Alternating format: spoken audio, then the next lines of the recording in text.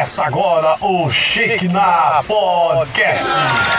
Sempre debatendo um assunto do cotidiano. Um programa destinado a anunciar, louvar e também a meditar na palavra de Deus. A sua participação é muito importante para nós. Podcast Shekinah.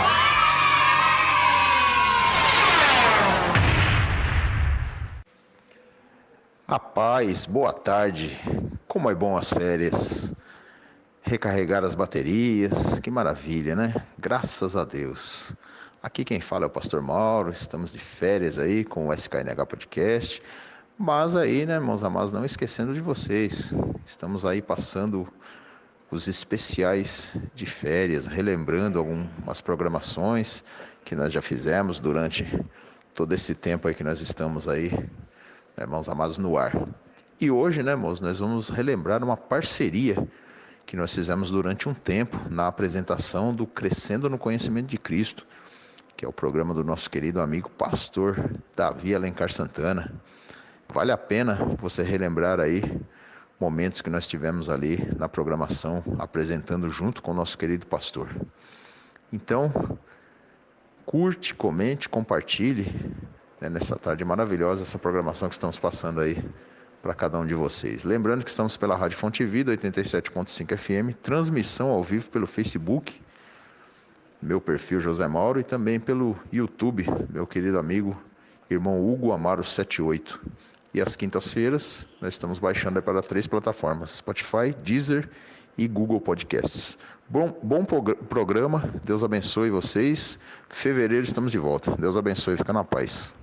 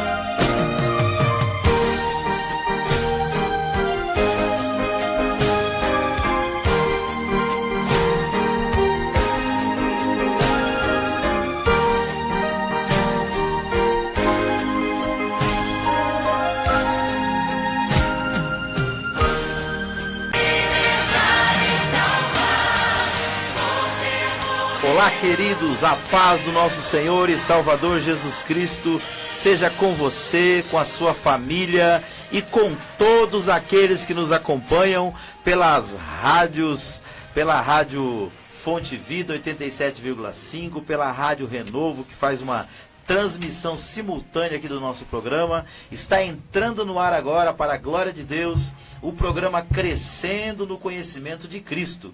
E esse que vos fala é o vosso irmão em Cristo, pastor Davi Alencar Santana. E este programa ele tem um oferecimento da ADJL, que é a Igreja Assembleia de Deus, Ministério Jardim Letícia. E eu estou muito feliz de estar com você aqui neste ano novo.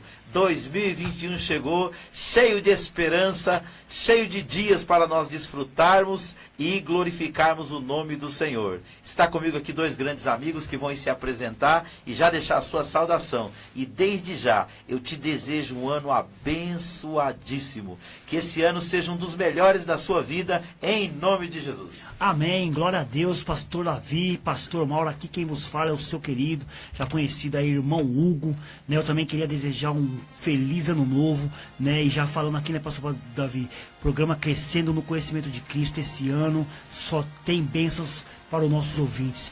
Hoje vai ser uma tarde maravilhosa na presença do Senhor. Eu creio assim, irmão Hugo, é desse jeito mesmo. Pastor Mauro. Amém, a paz do Senhor a todos, amém. Quero também aqui agradecer a oportunidade de estar aqui mais uma vez, pastor Davi, o primeiro programa Crescendo no Conhecimento de Cristo do ano de 2021, e assim sejam também as minhas palavras, as palavras do Hugo também. Vai ser um ano aí de muito conhecimento na presença do Senhor, com certeza vamos nos aprofundar muito aí na palavra, vamos aprender, vamos crescer muito na fé, em nome de Jesus Cristo. É isso aí, pastor Mauro. Estou muito feliz de estar com vocês aqui mais uma vez. Amém. Para mim é uma grande alegria apresentar esse programa e falar do amor de Cristo. Todas as vezes que a gente se apresenta aqui, a gente não quer apenas nos apresentarmos, nós queremos apresentar Jesus para você, a palavra dele e todos os princípios bíblicos para o seu enriquecimento espiritual. Ainda ontem eu estava ouvindo uma mensagem baseada lá em Atos capítulo 20, quando Paulo disse assim para aquela igreja de Éfeso, ele disse assim, ó, eu nunca deixei de vos ensinar todo o conselho de Deus. E o nosso propósito nesse programa é, a cada encontro nosso, te transmitir um pouco mais daquilo que Deus fala na sua palavra. O tema do dia hoje, nós vamos falar hoje sobre o Espírito Santo, ok?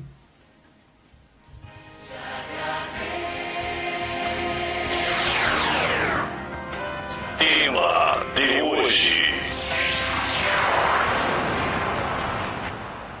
Vamos lá, o tema de hoje é os símbolos do Espírito Santo. Nós já falamos que o Espírito Santo tem personalidade, foi o tema do primeiro dia. Depois falamos sobre a divindade do Espírito Santo e os seus nomes na Bíblia. E hoje falaremos sobre os símbolos do Espírito Santo. Vamos começar com a nossa leitura, texto base, que é João capítulo 14, do versículo 15 ao 18. E depois o capítulo 16, do versículo 7 ao 14. Pastor Mauro, dá para ler o 14 do 15 ao 18 para a gente, por favor? Sim, pastor. João 14, 15 a 18. Se me amais, guardai os meus mandamentos, e eu rogarei ao Pai, e ele vos dará outro Consolador, para que fique convosco para sempre, o Espírito de verdade, que o mundo não pode receber, porque não o vê nem o conhece, mas vós o conheceis, porque habita convosco, e estará em vós. Não vos deixarei órfãos, voltarei para vós. Pastor, irmão Hugo. João 16, do 7 ao 14, diz assim, todavia digo-vos a verdade, que vos convém que eu vá, porque se eu não for, o Consolador não virá a vós, mas quando eu for, vô-lo enviarei, e quando ele vier, convencerá o mundo do pecado e da justiça e do juízo, do pecado porque não crê em mim, da justiça porque vou para o meu Pai, e não me vereis mais, e do juízo, porque já o príncipe deste mundo já está julgado. Ainda tenho muito que vos dizer, mas vós não podeis suportar agora. Mas quando vier aquele Espírito da verdade, ele vos guiará em toda a verdade, porque não falará de si mesmo, mas dirá tudo o que tiver ouvido, e vos anunciará o que há de vir. Ele me glorificará, porque há de receber do que é meu, e eu vou de anunciar. João 16, do 7 a 14. É isso aí, queridos. Essas duas referências, elas dão início aí ao nosso estudo, que nós vamos falar hoje sobre os símbolos do Espírito Santo. Vamos entender os símbolos e os seus significados. Eu vou pedir para a Sara colocar o símbolo para nós, o slide, na verdade, número 7, que fala sobre os símbolos do Espírito Santo. Começando a falar aí sobre eles e o seu significado nas Escrituras Sagradas, certo? Pode colocar na tela cheia, Sara, para a gente acompanhar junto com os nossos irmãos.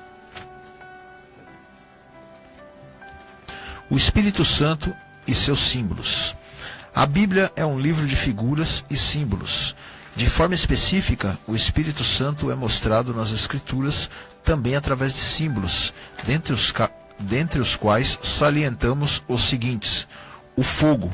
O fogo, como símbolo do Espírito Santo, fala da sua grande força em relação às diversas maneiras da sua operação, para corrigir os defeitos da nossa natureza decaída e conduzir-nos à perfeição que deve adornar os filhos de Deus. Muito bem, pastor. E para nossa meditação aqui, a gente vai ler duas referências. A primeira é Lucas capítulo 3, versículo 16, e a outra, Atos capítulo 2, versículo 1 e 2. Lucas 3,16 fala da promessa desse fogo do Espírito Santo que desceria sobre nós. E já em Atos fala do cumprimento desta promessa. Amém? Lucas 3,16, respondeu João a todos dizendo, eu, na verdade, batizo-vos com água, mas eis que vem aquele que é mais poderoso do que eu, do qual não sou digno de desatar a correia das alparcas. Esse vos batizará com o Espírito Santo e com fogo. Muito bem. E Atos 2, versículos 1 e 2 nos diz assim, ó. E cumprindo-se o dia de Pentecostes, estavam todos concordemente no mesmo lugar, e de repente veio do céu um som como de um vento veemente e impetuoso, e encheu toda a casa em que estavam assentados. E o versículo 3 diz, e foram vistas sobre eles línguas repartidas como que de fogo, que pousaram sobre a cabeça de cada um deles. Então, Lucas 3,16 traz a promessa. Atos 2, nós já vamos ver o cumprimento dessa promessa. A gente vê que essa promessa, ela foi feita através do ministério de João Batista, no comecinho do ministério de Jesus, quando ele estava preparando o caminho do Messias.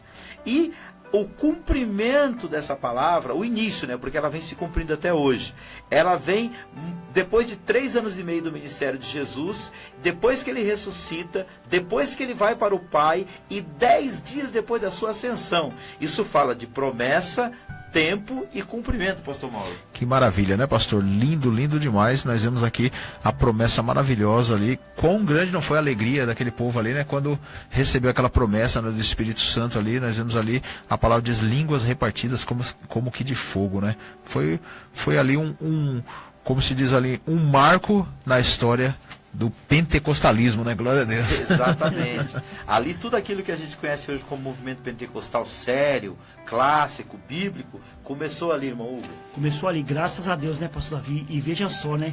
Todos conheciam, todos estavam aguardando, né? Essa chegada, todos estavam aguardando.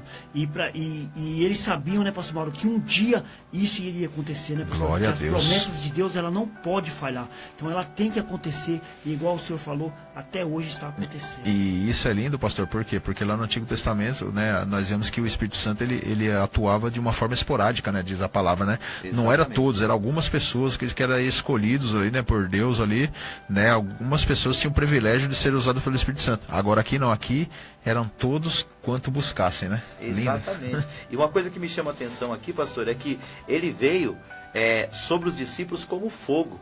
E aqui nós estudamos que o fogo como símbolo do Espírito Santo fala de sua grande força em relação às diversas maneiras de sua operação para corrigir os defeitos da nossa natureza caída e conduzir-nos à perfeição que deve adornar os filhos de Deus. Então, quando o Espírito Santo desce sobre nós como fogo, ele está falando de purificação, ele está falando de transformação, porque assim, a gente sabe que o metal, quando ele vai ser usado, ele precisa ser colocado numa forma. Só que do jeito que ele é retirado da mina, ele vem duro, ele vem rígido. Ele não pode ser lapidado daquela forma, não é verdade? É verdade, a matéria-prima, né? Ela sai ali, Bruta, né? ela sai bruta, né? Sim. Aí depois ela tem que ser moldada, né? Tem que ser derretida. E para ser moldada ela precisa ser o quê? Passar no fogo, né?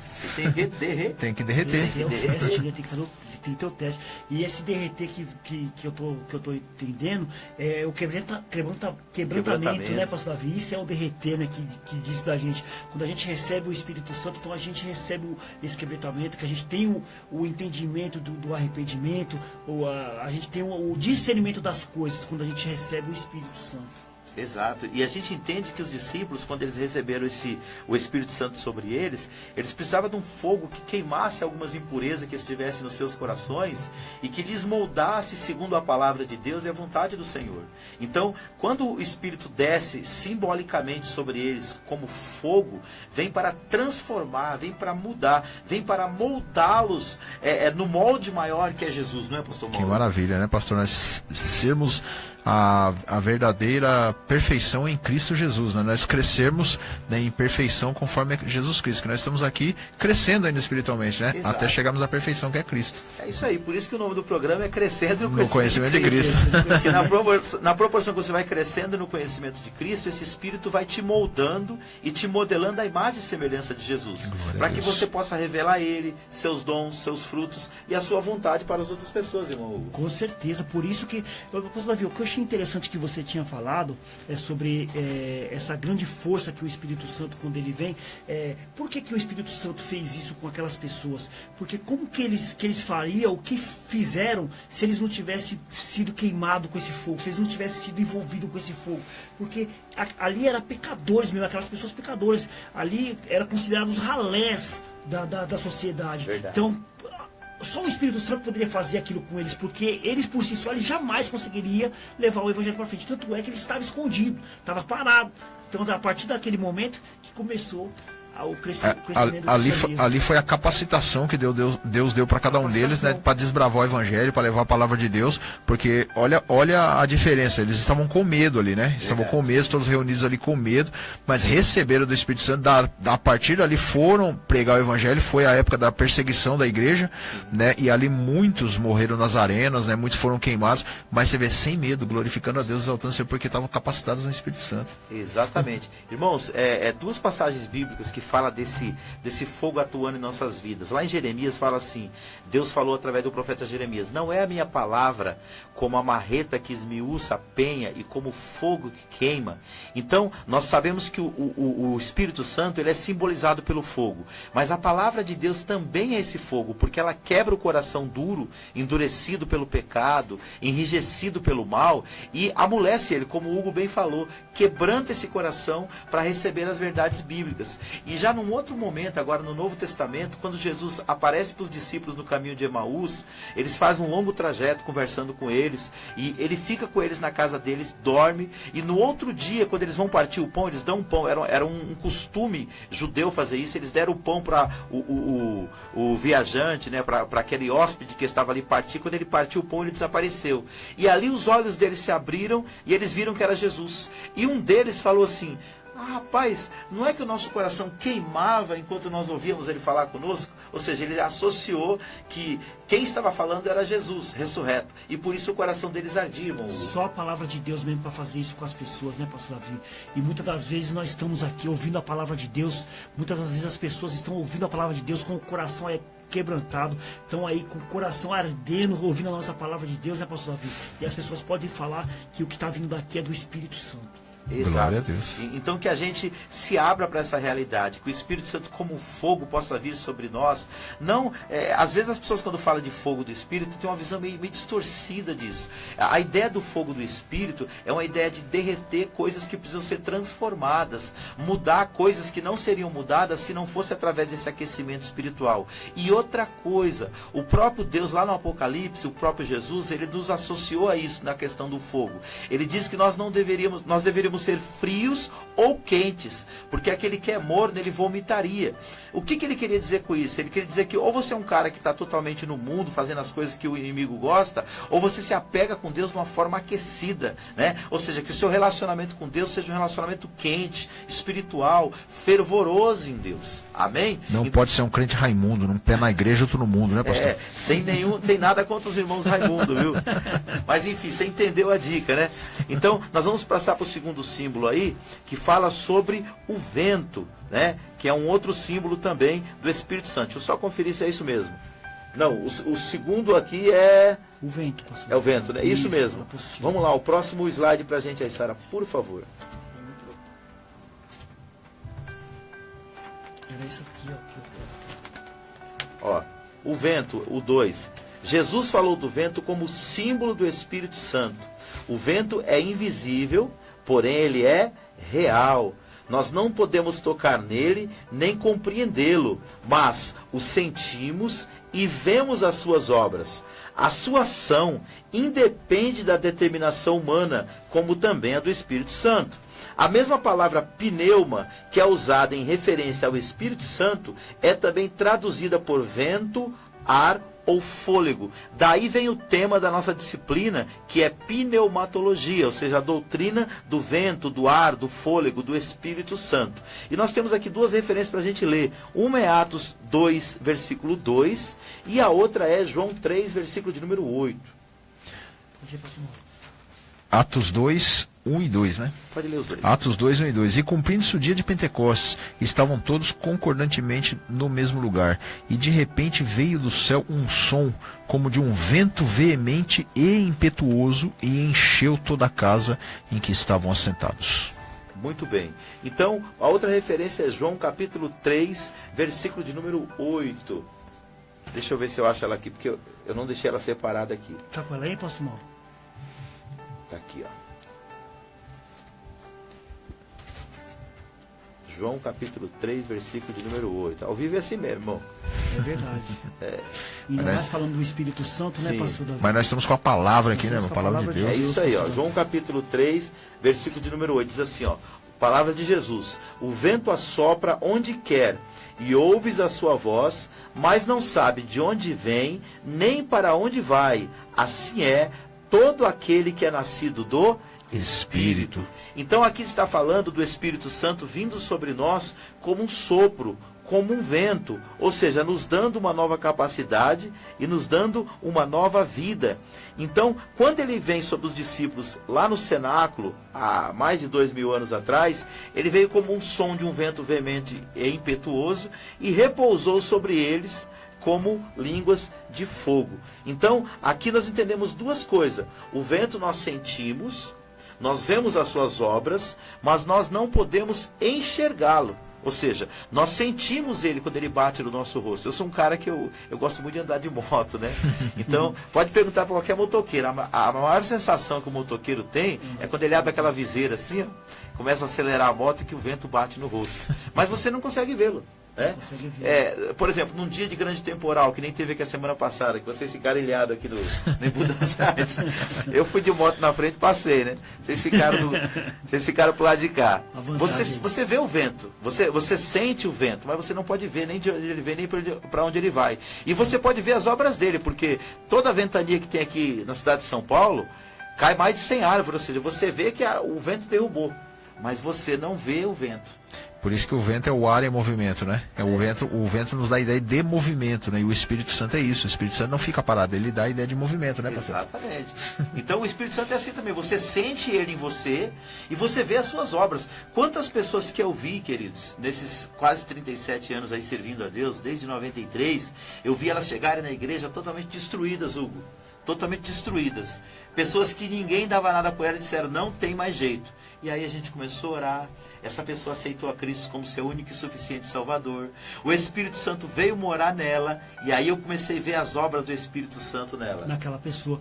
Porque, né, pastor Davi, a gente falando de humano para humano, como eu posso consertar o outro humano? Não tem como eu consertar a outra pessoa. É igual você tá contando o testemunho do rapaz. É só você vendo a ação de algo, pastor Mauro, algo sobrenatural, algo de Deus mesmo. Então o Espírito Santo, ele faz isso com a pessoa, né? Veja quando lá Nicodemos foi conversar com Jesus. Jesus fala isso para ele.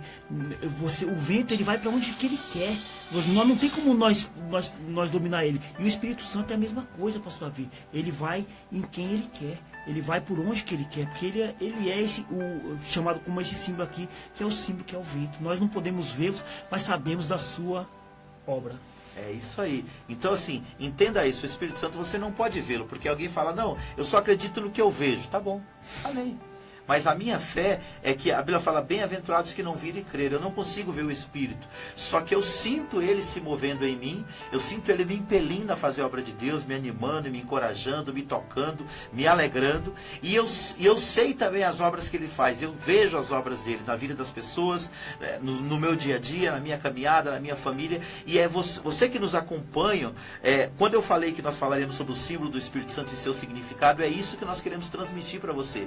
Quando a Bíblia dá uma figura de linguagem, uma metáfora, ela tem uma verdade incutida ali, implícita ali. É por isso que a Bíblia não é só para ser lida como um jornal, ela precisa ser examinada, ela precisa ser meditada e refletida para você extrair o seu verdadeiro significado. Então, enquanto o fogo queima para transformar, o Espírito Santo nós não vemos, mas sentimos e podemos perceber as suas obras, pastor Mauro. Por isso que fala um vento veemente e impetuoso. E o que é impetuoso? Impetuoso é algo forte, poderoso, né? E esse vento, ele é forte, poderoso, né? Abençoado, né? Que nos faz crescer, que nos leva, né? Por isso que Jesus falou em uma das suas passagens, ele fala que nós somos como uma folha onde o vento bate, né? E nós vamos embora, né? Nós somos assim, somos levados pelo vento do Espírito Santo, né? O Espírito Santo pede para ir, nós vamos, né? Tem até a passagem aqui, né? De Pedro, de Paulo e Silas lá, iam para um lugar, mas foram impelidos a ir para outro lugar. Exato. Porque o Espírito Santo os impeliu para ir. Não é a vontade dele, mas é a vontade do Espírito Santo. Então, queridos, pegando um gancho aqui na fala do pastor, eu nunca tinha parado para meditar sobre isso, né? Quando o vento ele é muito forte, ele arranca coisas de um lugar e ele leva para outros. Você já parou para pensar nisso? É verdade. Teve um amigo meu que ele caiu na besteira. A região onde a gente mora é uma região alta. Onde eu moro hoje não, mas onde minha mãe mora é uma região um pouco alta. E ele fez um telhado, pastor Mauro. Fez aquele telhado bonitão, lindão. Só que assim, na hora que veio o vento, eles deixaram uma janela aberta, Hugo. O vento entrou e não tinha por onde sair. Sabe o que o vento fez? Ele arrancou o telhado e jogou longe. Jogou longe, graças a Deus não machucou ninguém. Mas aí vem uma lição para mim. Muitas vezes o Espírito Santo faz isso com a gente. Ele nos tira de um lugar, ele nos tira de uma posição, ele nos tira de uma circunstância e nos leva para outra. Às vezes até contra a nossa própria vontade. Mas nós aprendemos que nós somos servos, que Deus é Senhor, né, Hugo? Que Deus é Senhor. E pastor Davi, outra coisa que você falou muito interessante aqui, que eu queria até deixar também para os nossos irmãos, né? Que você falou do irmão lá que teve a mudança. A gente sabe que às vezes as pessoas perguntam assim, mas como que vocês estão falando isso? Como vocês têm certeza que é o Espírito Santo que está nessa pessoa? Porque lá em Gálatas diz, né, pastor Davi, que tem o fruto da carne e o fruto do Espírito. Verdade. Então, quando você conhece aquela pessoa, que você sabe que aquela pessoa vivia com coisas erradas, vivia fazendo coisas que não presta, coisas do mundo, e você vê aquela pessoa praticando o amor, a justiça, a bondade, então você sabe que aquela pessoa está sendo feita aquilo por causa do fruto do Espírito, que é o Espírito Santo. O fruto que está sendo gerado evidencia a atuação do Espírito. Essa é a certeza que a gente tem, né? Está com o texto aberto aí? Lê para nós a partir do versículo 16 aí. A partir, que eu abri aqui no 21, né, pastor Davi?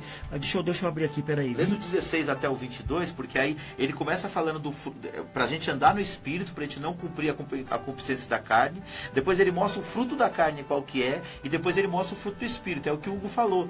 E ele falou baseado nas palavras de Jesus, porque Jesus disse isso. Ele falou assim, você quer saber quem é as pessoas? Olha para o seu fruto. Diz assim então, pastor Davi, Gálatas 5,16, digo, porém, andai em espírito, e não cumprireis a concupiscência da carne, porque a carne cobiça contra o espírito, e o espírito cobiça contra a carne. E este se opõe, tá vendo? É um opõe sobre o outro. Mas, se sois guiado pelo espírito, não estáis debaixo da lei. Porque as obras da carne são manifestas, as quais são adultério, fornicação, impureza, lascívia, idolatria, feitiçaria, inimizade, porfias, emulações, ira, pelejas, deserções, heresias, invejas, homicídios, bebedice, glutonarias e coisas semelhantes a esta, acerca da quais vos declaro, como já antes vos disse, de que os que cometerem tais coisas não herdarão o reino de Deus, pastor Davi. Esses são o fruto da carne. Isso. Mas o fruto do Espírito... Vamos lá, vamos buscar o fruto do 21 Espírito. e 22. 21 e 22. Aqui já dá na sequência, o né? contrário, né, pastor Davi? O contrário do fruto da carne. 21 e 22, não é isso? Vamos abrir aqui 21 e 22. Eu fui até o 22 aqui. Eu não estou com a minha... com o meu aplicativo aqui aberto, estou buscando aqui direto do nosso amiguinho aqui, né, pastor Davi? Esse amiguinho aqui, que a gente... É isso, amigo. Aí, ó, a benção pura aí, tá vendo? O programa ao vivo, é assim mesmo, pastor Mauro, vamos que vamos. Versículo 22, vamos ver que tá abrindo aqui. 22, não é isso, pastor Davi? Isso, que é o contrário do fruto da carne. Fruto da carne, vamos 22. É o Gálatas 5:22. Isso, mas tá. o fruto do Espírito é amor, gozo, Isso, paz, longanimidade, mesmo. benignidade, bondade, fidelidade, mansidão, domínio próprio. Contra essas coisas não há lei. Entendeu aí, queridos? Essa é a diferença. Então, quando você for analisar, para você olhar se uma árvore é de Deus ou não, não olha para o que a pessoa faz com relação aos dons. Porque a gente tem aprendido aqui, nas nossas ministrações, eu tenho tentado passar para você, que os dons muitas vezes podem ser imitados, só que o fruto não. O fruto, ele revela a verdadeira qualidade de uma árvore, a verdadeira qualidade de um servo de Deus. E eu digo sempre, quando o líder senta, o povo deita. Então, é importante a postura. Mais uma pérola do pastor Davi. O que acontece? Você que é líder, se você não estiver apegado profundamente à palavra de Deus, não adianta você reclamar que seu rebanho não gosta da palavra de Deus, não é verdade? Verdade. E para fazer isso, né, o segundo pastor, ele enfatizou aí, a culpa dos líderes, a liderança da igreja. A liderança da igreja tem que correr atrás. Tem que ser o exemplo, né? Tem que ser o exemplo, correr atrás para os membros estar estudando a palavra de Deus. E aí, pastor Mauro, o que o senhor acha? É verdade, pastor Davi. Primeiramente, os líderes têm que ser o exemplo, né? Eles têm que partir na frente, né? Eles têm que motivar, né, a igreja, né? Porque aí não adianta, né? Se o líder, ele só vai mandar a igreja fazer e não faz, é que nem o senhor falou, né? O líder sentado, né? A igreja deitada. O líder senta, o povo deita, né? É verdade. Se o líder ficar de pé, o povo pelo menos vai ficar sentado. Né? Então. E na verdade também, né, pastor Davi, quando a liderança não estuda, então a liderança também não incentiva os membros a estudar. Exato. Então a gente já sabe, quando a liderança não estuda, ela também não está incentivando o seu membro a estudar. E eu não sei se vocês têm essa percepção, quando a gente ouve alguém ministrando a palavra de Deus, você percebe se a pessoa está falando daquilo com propriedade ou se ele simplesmente está, como diz uma expressão aí, papagaiando, né? Repetindo. É verdade, porque o que o outro já falou. O que o outro já falou, né? Porque quando você estuda, você passa a ter novas percepções sobre aquilo, né, pastor Mauro? Só que é pastor há muitos anos. Deus vai abrindo a nossa mente, né, cada vez mais, e a gente vai cada vez descobrindo mais os mistérios da palavra de Deus, né? Agora, o pior é quando a pessoa, que nem o senhor falou, né? A pessoa fica só imitando o que o outro já falou, né? Ela nunca vai comer o que o outro já comeu, né? Vai comer o resto, né? É o que a gente fala, a gente chama isso de teologia do papagaio, né? Porque tem gente que fala que papagaio fala. Papagaio não fala. Ele repete. Ele repete sons. Não é verdade? Eu fiquei sabendo de um papagaio que ele morava do lado de um cara que era ferreiro. Então ele só sabia fazer aquele barulho do ferro. Pem, pem, pem, porque o cara fazia muito esse barulho, né? Se você chega perto de um papagaio e você começa a tentar conversar com eles, algumas expressões suas ele vai repetir, né? Então, quando você estuda, você não vai só repetir o que os outros falam. Você vai se aprofundar, conhecer e compartilhar baseado naquilo que você compreendeu. Mas vamos lá para a pergunta de hoje. Vou perguntar primeiro para o Hugo, para o Mauro, e depois a gente vai dar prosseguimento ao programa. Na sua visão, pastor Mauro, vamos começar aqui pela direita, né? Pela direita é sempre melhor. O que é uma igreja cristocêntrica para o senhor? Bom, pastor Davi, uma igreja cristocêntrica, para mim, né, ao meu ver, é aquela igreja que o centro de tudo é Jesus, né? Tudo tem que ser Jesus. O louvor tem que falar de Jesus, tem que expressar Jesus e tem que transmitir Jesus. A palavra também tem que ser Jesus. Tudo tem que ser voltado para Jesus. Se estamos lá dentro, o nome já diz, né? Cristo, ele é o centro, né, de tudo. Por isso que diz cristocêntrica. Ele é o centro de tudo. Agora, se a igreja, ela for, vamos supor, a pessoa vai na igreja, um exemplo, né? A pessoa vai na igreja porque ou o pastor começa a dizer isso, porque por causa do pastor, então já não é cristocêntrico. Entendi. Ou se vai por causa do louvor, do grupo de louvor, aí já não passa a ser cristocêntrica, aí já passa a ser, como o senhor falou, esse egocêntrica, né? Tá tratando do eu, da pessoa. No eu, né? É a egolatria, é a idolatria, né, ao seu eu. Sim. Né? Então tudo o que faz dentro da igreja tem que ser para Jesus. Aí tem aquela muitas das pessoas falam assim, né? Louvam o hino lá de qualquer jeito, falam, mas é para Jesus mesmo. Não, se é para Jesus, é o melhor, né? Tem que ser o melhor. Então, eu entendo isso. Uma igreja cristocêntrica é aquela que verdadeiramente prega Jesus Cristo. E aí, Hugo, você concorda com isso? Qual a sua visão? Nas suas palavras aí, o que é uma igreja cristocêntrica? Concordo e assino embaixo como o pastor Mauro falou, mas eu gosto de falar sobre a palavra de Deus. Sim. Primeiramente, uma igreja cristocêntrica tem que conhecer a obra de Jesus Cristo. Também. E o apóstolo Paulo, escrevendo a 1 Coríntios, capítulo 2, versículo 2, ele diz assim, ó: por que decidir nada saber entre vós, senão a Jesus Cristo e esse crucificado? Então, esta obra de Jesus Cristo, a igreja cristocêntrica é aquela igreja que prega Jesus, o Jesus crucificado. Verdade. Muito bom, muito bom. Queridos, nós vamos ouvir um louvor, uma música com o Ministério de Louvor lá da nossa igreja, o Ministério de Louvor da DJL, A música é Vem Cantar Louvores. E logo após nós voltamos aí com o nosso tema do dia. Mas eu peço que você que está nos acompanhando, vá lá no Facebook, se você tem o Facebook, e deixe o seu comentário. Se você não tem, você pode mandar o seu comentário, pode ser por escrito mesmo, na sua simplicidade, não tem problema. Diga para nós, para você, o que é uma igreja cristocêntrica, ok? O WhatsApp nosso aqui é 962523322. E o Facebook é Davi Alencar Santana, pode entrar lá que você vai acompanhar, ou também na página da igreja que também está disponível, e da Escola de Teologia, ok? Nesses 3 locais estamos disponibilizando o programa para você.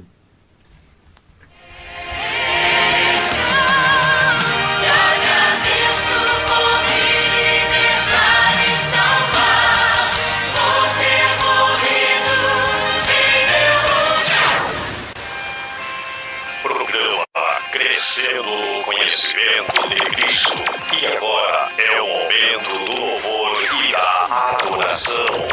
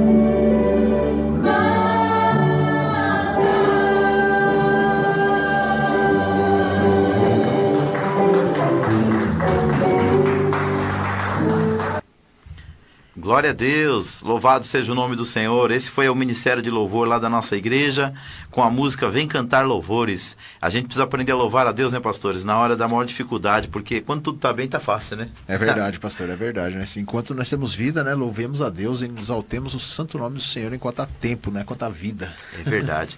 Queridos, nós vamos entrar aqui agora no quadro Palavra do Dia.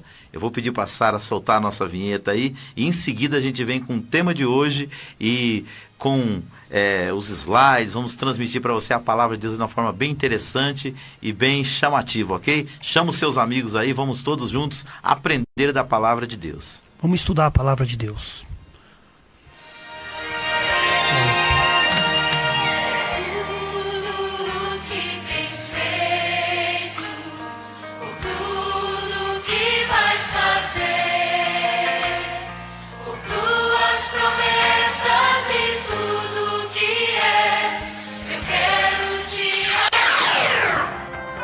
Tema de hoje.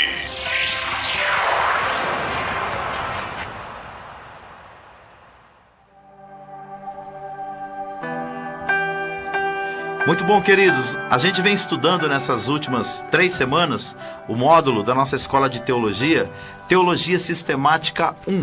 Na verdade, são 2 módulos desse. Um a gente estuda num mês, no outro mês a gente estuda o outro.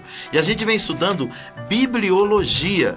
E começamos com o seguinte tema, a doutrina das Escrituras. Cada semana a gente vem falando um subtema. Na primeira semana falamos sobre a importância de se estudar as Escrituras. A semana passada, por que estudar as Escrituras? Faltou falar do como, que nós vamos introduzir o assunto hoje. E hoje o nosso tema central é Jesus, o tema central das Escrituras Sagradas. Eu vou pedir aí para a Sara colocar o nosso primeiro slide aí, para a gente refletir um pouco por que nós devemos estudar a Bíblia Sagrada. Pode tirar nós aí.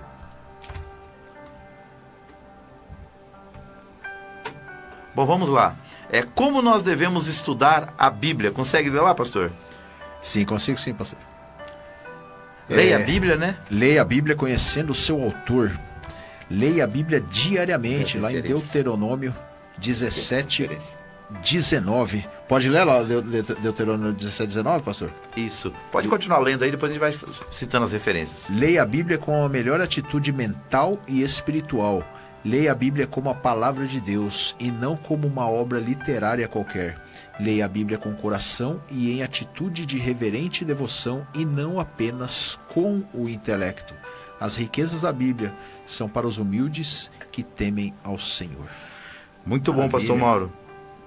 Quer fazer algum comentário aí? Fica à vontade. Pastor, acho interessante aqui, né, que o melhor de tudo aqui é ler a Bíblia conhecendo o seu autor, né? Isso. Deus, né? Nós devemos entender que isso aqui não foi um livro qualquer, porque os livros qualquer, todos os livros que lançam, eles vão nas prateleiras das livrarias e passa um tempo, passa e vai embora. Agora a Bíblia não, a Bíblia passa-se o tempo, passa-se os anos, as eras, e ela continua, né? Por quê? Porque o próprio autor foi Deus, né? Foi o Espírito Santo que nos inspirou a escrevê-la. Por isso que não devemos considerá-la como um livro qualquer, né? Exatamente. Só para os irmãos entenderem, quando a gente fala ler a Bíblia conhecendo o seu autor, nós falamos que você, antes de tudo, precisa ter um relacionamento com Deus.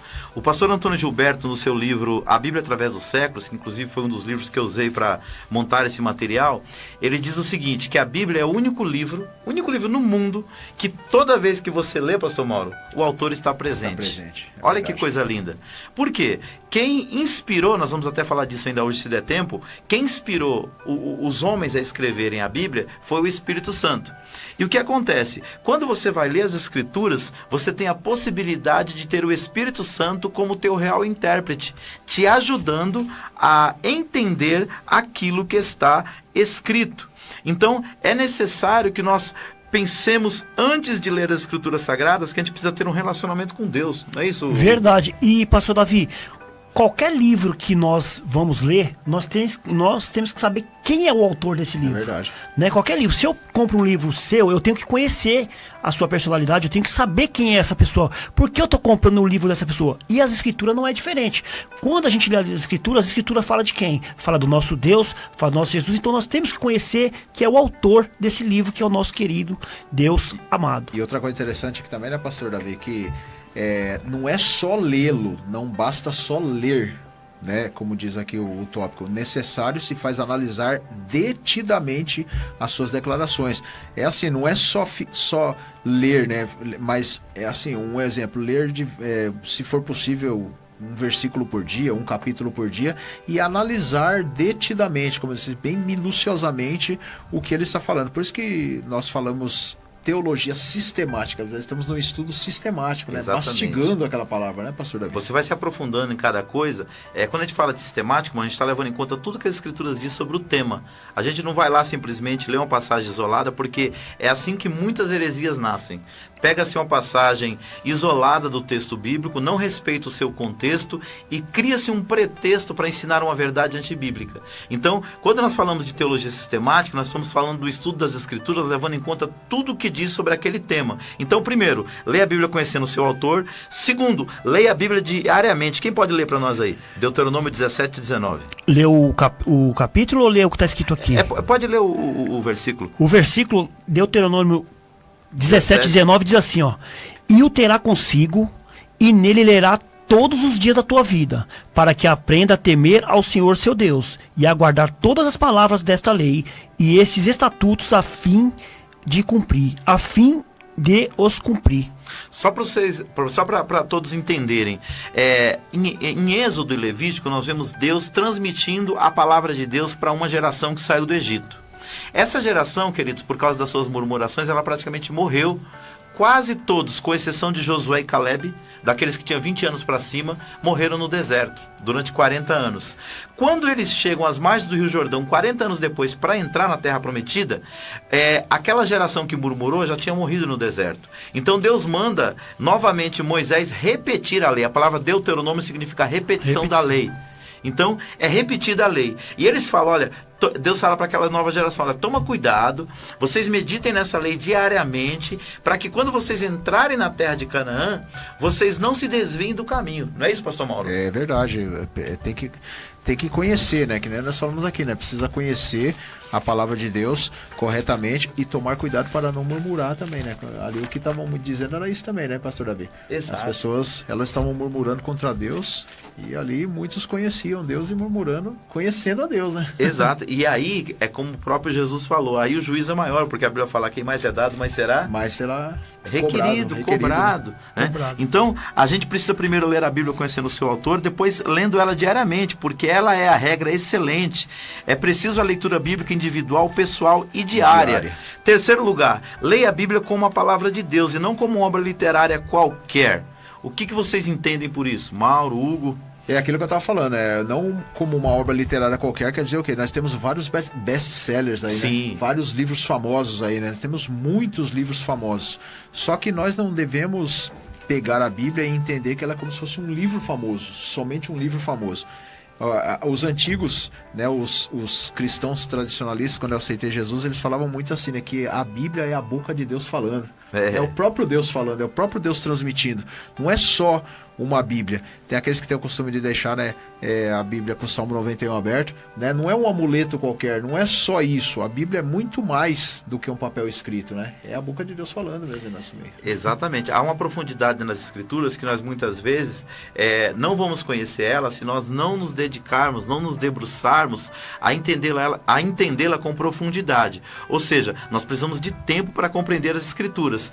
Um livro qualquer, a gente não precisa meditar nele muitas das vezes para a gente compreender. Mas muitas vezes até um livro, ele nos desafia, né? O nosso entendimento. Agora imagina as Escrituras. As Escrituras, até porque, né, pastor Davi, a Escritura já fala logo, ela é espiritual, ela não é um livro natural, né? É a boca de Deus que está falando. Então, quando nós pegamos a Bíblia para ler, nós pegamos a Bíblia para ler, ou para meditar nela, fazer um estudo, tem que se aprofundar mais, porque não é só ler igual o pastor Davi falou, é por causa disso que acontece muitas heresias. Você pega um versículo ali isolado, e faz o que você quer com ele. E não é assim, você tem que interpretá-la ela, tem que buscar, tem que conhecer e sabendo que você está buscando no espiritual, que é a boca de Deus falando com a pessoa. Muito bom. Então, queridos, outra coisa que a gente deve entender, nós precisamos ler a Bíblia, como diz aqui, com oração, devagar e meditando. Vamos para as referências bíblicas para a gente entender isso aí?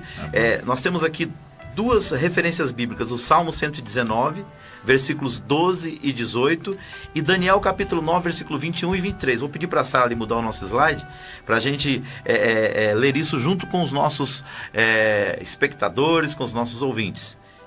Então assim, leia a Bíblia com oração, devagar e meditando. É o slide de número... Pode colocar o 15 e depois coloca o 16.